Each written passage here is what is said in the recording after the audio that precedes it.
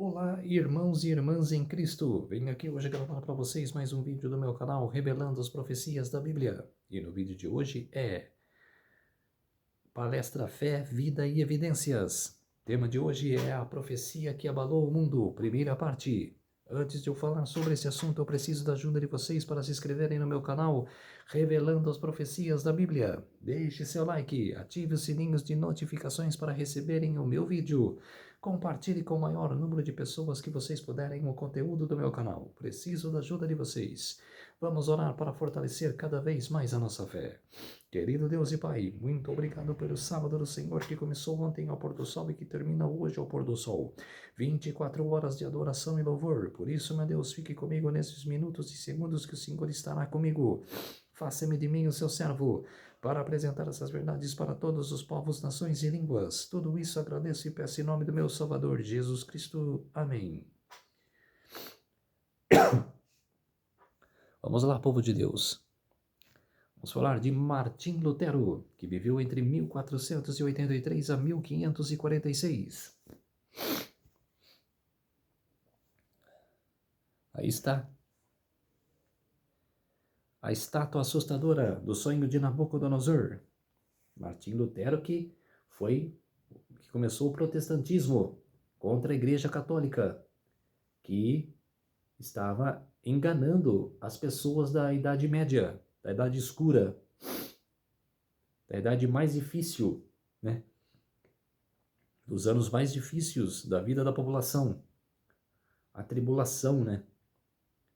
Que eles passaram. Fizeram uma reforma para lutar contra a Igreja Católica. Aí está a profecia em Daniel capítulo 2, que fala do leão, a estátua, que é o cabeça de ouro, é o leão, né? Vamos voltar aqui, ó. A cabeça de ouro é a Babilônia, os peitos e os braços de prata é a Medopérsia, o quadril de bronze é a Grécia, as pernas de ferro são Roma e os pés de ferro e de barro são as 10 nações, as 10 tribos bárbaras que minariam Roma. Aí está, agora mais amplificamente, no capítulo 7 de Daniel, a profecia mais ampliada, explicada. O leão é a Babilônia, o urso é a Medopérsia, o leopardo é a Grécia e o animal terrível e espantoso, né? Terrível e espantoso é o dragão, né? Roma. Aí está Roma, como a cidade que está imperando até hoje. No capítulo 8 de Daniel, o bode e o carneiro, que são Medopérsia e Grécia. E tem, anos mais tarde, o Papa Pio VI, que foi deportado por Napoleão Bonaparte, que muitos dizem que essa é a ferida mortal de Apocalipse, mas na minha concepção não é.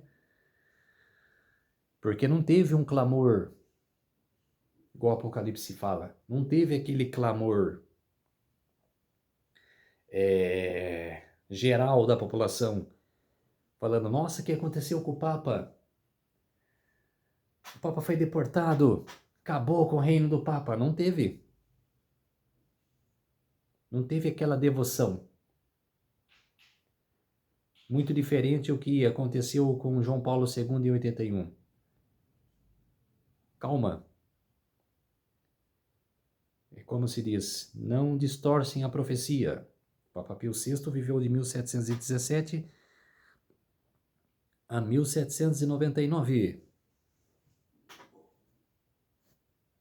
Mateus 24:3. E estando assentado no Monte das Oliveiras, chegaram-se a ele seus discípulos, em particular, dizendo, dize-nos, quando serão essas coisas?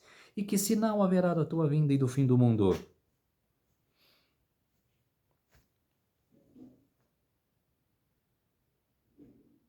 Atos capítulo 1, verso 6. Aquele, pois, que se havia reunido, perguntaram-lhe, dizendo, Senhor, restaurarás tu no seu tempo ao reino de Israel? Quer dizer, E disse-lhe, versículo 7 agora, e disse-lhes, não vos pertence saber os tempos ou as estações que o Pai estabeleceu pelo seu próprio poder. Agora, versículo 8, mas recebereis a virtude do Espírito Santo que há de vir sobre vós, e ser-me-eis testemunhas, tanto em Jerusalém como em toda a Judéia e Samaria, e até os confins da terra.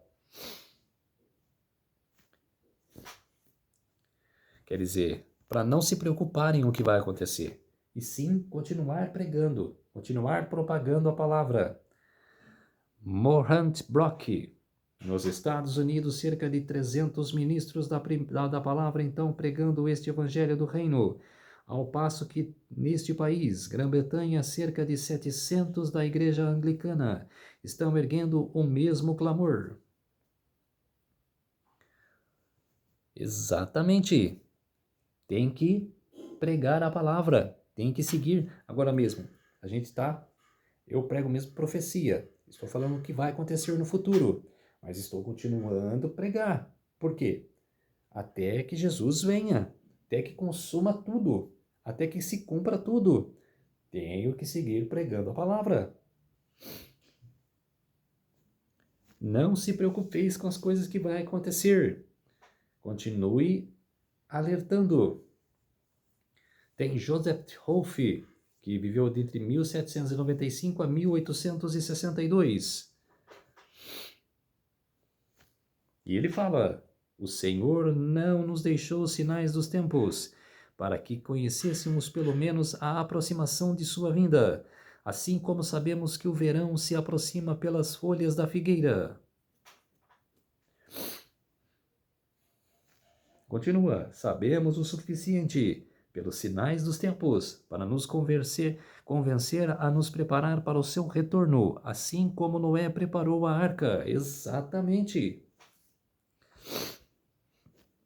Você acha que quando Deus chamou Noé e falou para ele, faça-se uma arca para que você e sua família entrem na arca, ele não pensou quanto tempo ele ia fazer a arca. Ele começou a fazer, mas não depois de 120 anos. Quer dizer, ele teve fé de manter a promessa de fazer a arca, de pregar a palavra para a população e de pregar o evangelho por 120 anos. E o tempo passou e ele esperou, manteve a fé. E ele seguiu pregando para adultos, crianças, mulheres, homens. Daniel 12, 9. E ele disse, vai Daniel, porque essas palavras estão fechadas e seladas até o tempo do fim. Apocalipse 10, 11. Depois, esse capítulo 10 fala do desapontamento dos meleritas, que aconteceria no século 19. Que na boca de João engolir o livro, na boca seria doce, mas no estômago seria amargo. O doce que é? A volta de Jesus. Vamos lá, vamos propagar, vamos fazer eventos. Foi aquela devoção, foi aquela correria para acontecer cultos, para falar da volta de Jesus. Principalmente o meu xará Guilherme Miller, que pregou por anos a volta de Jesus. E teve o desapontamento em 22 de outubro de 1844. Mas o Apocalipse está dizendo, e ele disse-me, importa que profetizes outra vez a muitos povos e nações e línguas e reis, para continuar pregando até a vinda de nosso Salvador. Apocalipse 14, 6. E vi outro anjo voar pelo meio do céu e tinha o evangelho eterno para proclamar aos que habitam sobre a terra, e toda nação, tribo e língua e povo. Que tem eu mostrei agora Apocalipse 14, 6, porque tem o mesmo paralelismo com o Apocalipse 10, 11. Que a mensagem é proclamada para toda nação, tribo e língua e povo. Quer dizer, o paralelismo da comparação. Essa é a primeira mensagem angélica. Temos o Louis Galson, que viveu em 1790 a 1863. Ele disse: primeiro, reúno um auditório de crianças. Se o grupo cresce e os ouvintes escutam com interesse e agrado, se compreendem e são capazes de explicar o assunto, com certeza terei um segundo grupo em breve. E os adultos, por sua vez, dentro de pouco tempo, também verão que vale pena sentar-se para estudar. Quando isso acontece, a causa vence. Com certeza, a causa sempre vai vencer. Aí está. Pregando para crianças, mulheres e homens adultos.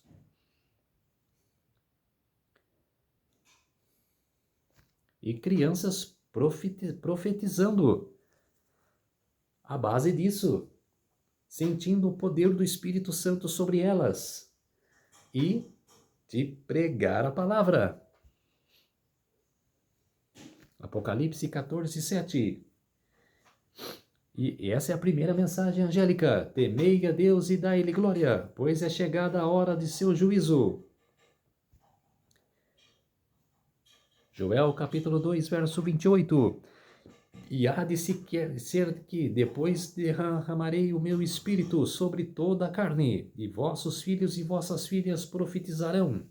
Os vossos velhos terão sonhos e os vossos mancebos terão visões. Então, povo de Deus, esse foi a primeira parte da profecia que abalou o mundo. Vou trazer a outra parte dessa profecia, tá ok? Vamos orar para fortalecer a nossa fé.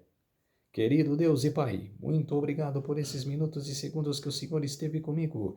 Fez-se de mim o seu servo para apresentar essas verdades para todos os povos, nações e línguas.